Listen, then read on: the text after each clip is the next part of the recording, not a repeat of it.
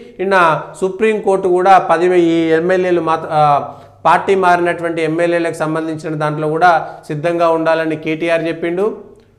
అట్లనే 10వ తారీఖు తదుపరి విచారణ చేస్తున్నారు. మరి ఈ ఎమ్మెల్యేల విషయంలో అసెంబ్లీ ముగిసేలోగా తీసుకుంటారా, ఎప్పుడు తీసుకుంటారంటే ఇక శాసన వ్యవస్థకి అటు న్యాయ వ్యవస్థకి మధ్య జరుగుతున్నటువంటి కోల్డ్ వార్ మొదటి నుంచి ఉన్నదే.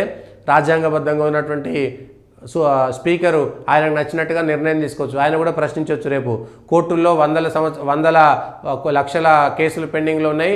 ఏండ్లకేండ్లు ఒక్కొక్క కేసు తిరుగుతుంది. వాటి గురించి మేము ప్రశ్నిస్తున్నామా, మీరేంది మాట్లాడేదని ఈయన కూడా అనొచ్చు. ఎందుకంటే అది రాజ్యాంగబద్ధమైనటువంటిది.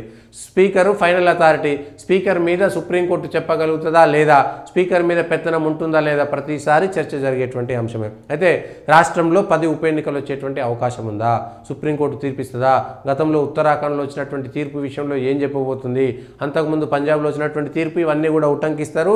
అవన్నీ కూడా కలిపి వాళ్ళ స్పీకర్కి సుప్రీంకోర్టు ఆర్డర్ ఇస్తుందా, ఆర్డర్ ఇస్తే స్పీకర్ వెంటనే నిర్ణయం తీసుకుంటాడా, వాళ్ళు మేము పార్టీ మారలేదని చెప్తే ఏం చేస్తారు, ఈ రుజువులన్నీ కూడా అక్కడ ముఖ్యమంత్రితో కలిసిందో లేదా కండువా వేసుకుందో అది పెద్ద రుజువు కిందకి రాదు.